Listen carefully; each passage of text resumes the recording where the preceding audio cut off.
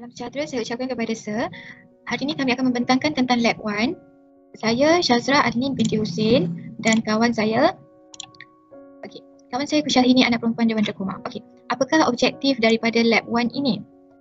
Objektifnya ialah untuk mengenal menguji kefahaman tentang JSA, mengenal pasti jenis hazard yang akan berlaku di makmal ataupun tempat kerja untuk membuat risk assessment menggunakan HIRAC dan mencadangkan risk control to organisation. Dekat lab ni ada maksud hazard, maksud JSA dan maksud HIRAC. Untuk bahagian saya, bahagian 1 menunjukkan seorang engineer elektronik yang membuat kerja soldering. Jadi saya diminta untuk mengenal pasti job step dan hazard yang akan berlaku. Jadi saya tunjukkan lab. Daripada sini, ini adalah job safety analysis. Ni job title, soldering safety, date, title of person, analysis performed by Syazra Adnin, saya. Location di mana tadi mengikut gambar adalah electronic lab, department engineering. Dari gambar yang diberikan tadi, saya melihat engineer tadi tidak memakai pelindung muka. Jadi apakah yang akan dihadapi? Dia akan menyebabkan kerosakan pada mata ataupun muka. Jadi precaution yang harus kita buat adalah memakai eye protection ataupun memakai safety glasses. Yang kedua adalah kejutan elektrik. Kejutan elektrik boleh menyebabkan kecederaan. Potential hazard adalah injury. Jadi kita harus mengatasi dengan kita tengok soket tadi masih available atau tidak. Jadi jangan biarkan overload, nanti akan menyebabkan kejutan elektrik lah. Yang ketiga, boleh menyebabkan overheat work. Jika membuat kerja soldering, ia melibatkan barang-barang yang panas. Kita harus menggunakan voltage yang tinggi untuk mencairkan sesuatu. Jadi ia sangat bahaya, bukan sahaja pada tangan, ia akan bahaya juga pada pakaian kerana ia boleh kerana sangat-sangat panas. Jadi kita harus make sure kita letak solder tu dekat sponge ataupun jangan letak di sesuatu tempat yang mudah terbakar. Seterusnya ni yang tadi letak di tempat yang di solder area kerana tak nak berlaku kebakaran. Jadi kita kena handle soldering tu dengan berhati-hati, sangat berhati-hati. Dan seterusnya, saya tengok tadi seorang jurutera tadi tidak memakai topi dan membiarkan rambutnya begitu sahaja. Jadi ini akan menyebabkan potential hazard dia adalah membahayakan kulit kepala. Jadi jika ingin membuat kerja-kerja pematerian ataupun soldering tadi, kita kena mengikat rambut bagi yang berambut panjang ataupun memakai topi. Seterusnya adalah menghidu gas. Dan ia juga bahaya kerana boleh merosakkan paru-paru, jadi kita kena pakai mask.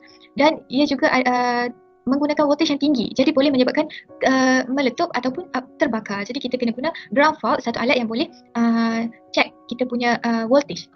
Dan yang terakhir adalah sitting for long period time, duduk terlalu lama dan kerusi yang digunakan oleh jurutera tadi tidak mempunyai penyandang belakang, dan ini boleh menyebabkan sakit belakang. Jadi cara yang sesuai untuk atasi adalah kita harus membuat exercise posture dan tukar kita punya posture, kalau boleh guna kerusi yang ada penanda.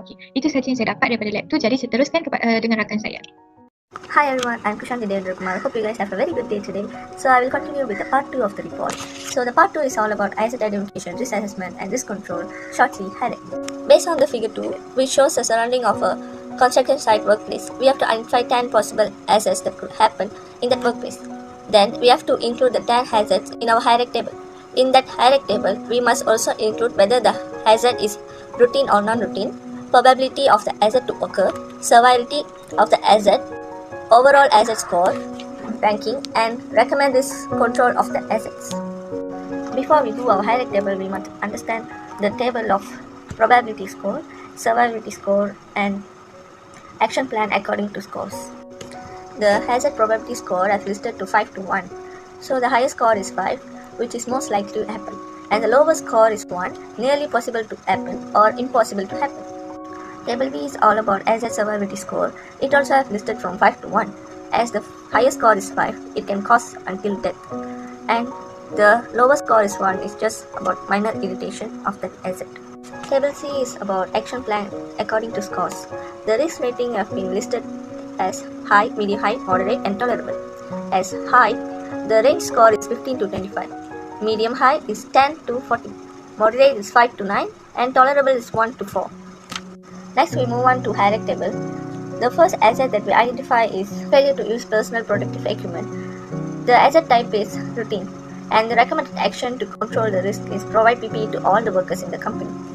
And the next asset is exposure to noise, and this type of asset is also routine and the employee can change or modify equipment which appears to cause excessive noise levels.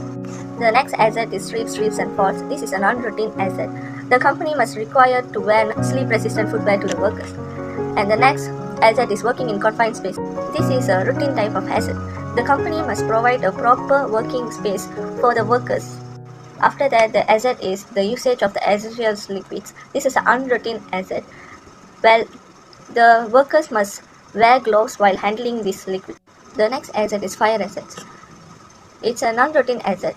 The company must provide an emergency alarm and the workers must be well educated to handle this dangerous situation.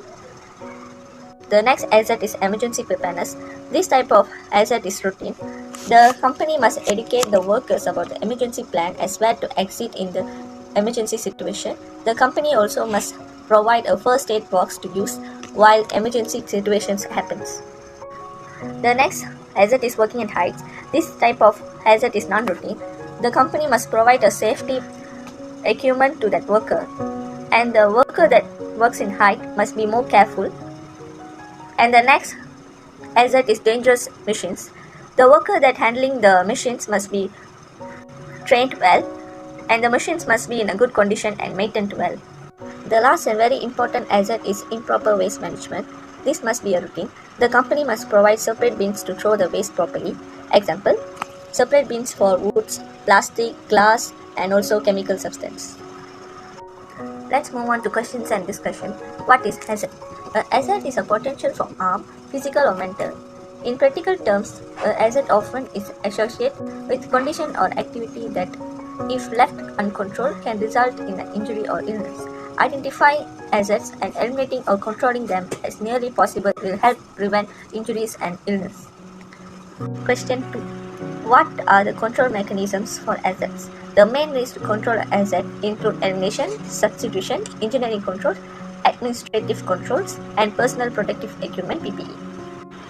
Move on to question 3. How to differentiate between routine and non-routine hazard situation. Routine maintenance includes general cleaning, operational checks as described by the garage manufacturer or distributor as allowed by the operator. Non-routine activities include any maintenance or repair where a risk exists for being exposed for the radiations, primary being that could result in overexposure. The final question. What are the differences between JSA and HIREC? Job safety analysis, JSA, is much narrower scope as it involves job-specific risks. HIREC gives a big picture view of all the operational risks, including environmental hazards, stormwater, and waste management and equipment maintenance. The conclusion of this lab. In this lab, knowing that a job safety analysis is a procedure which helps integrate accepted safety and health principles and practices into a particular task or job operation. In a JSA, each basic steps of the job is to identify potential hazards to recommend the safest way to do the job. Next, the hazard identification, risk assessment and control HIREC is the process for managing hazard in the work or operation environment. This is fundamental mechanism for ensuring a safe workplace and underlines the basis model health and safety explanations. It can be concluded that implementation of HIREC is indeed effective in reducing accidents on construction site. When managing safety on construction site, HIREC should be encouraged and made compulsory. That's all for now. Thank you for watching.